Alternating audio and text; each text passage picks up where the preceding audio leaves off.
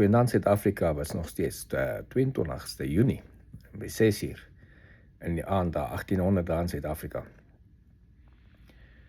En vandag wil ek so 'n bietjie rigting verander. Ek het nog baie min video's gemaak oor die Oekraïne-oorlog.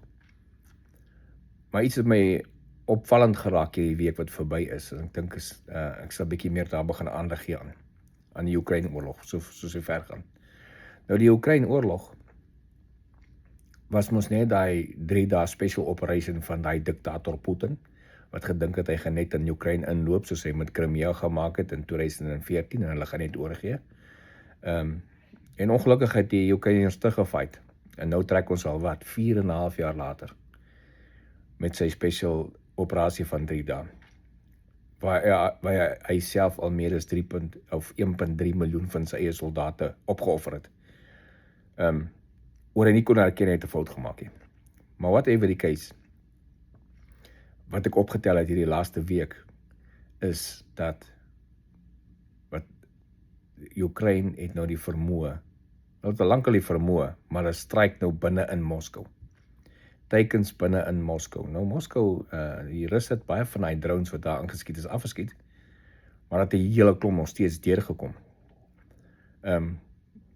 As jy vat, Rusland claim al vir jare en jare hulle die beste air defense system in die wêreld, wat ons al lank gesien het, is claims op papier, en in die werklikheid is 2 verskillende dinge.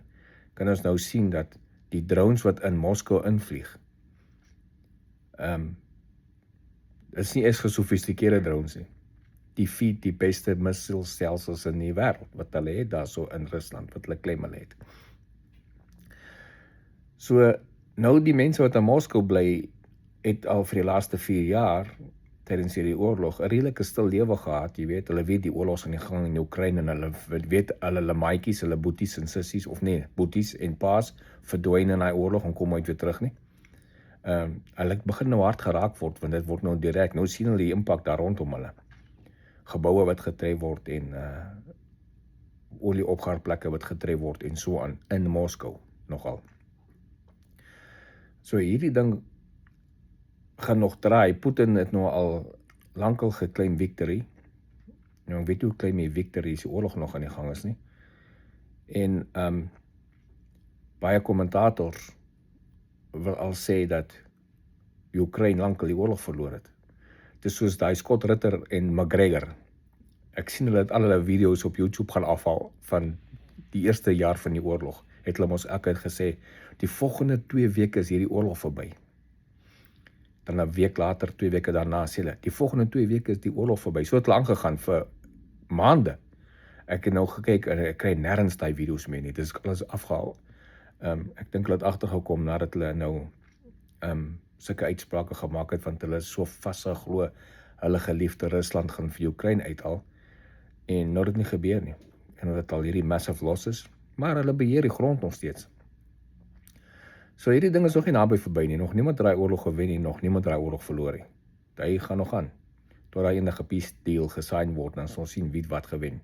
Ek vermoed Rusland sal dele van die grondgebied kry, en as hulle kom by 'n peace deal eventually.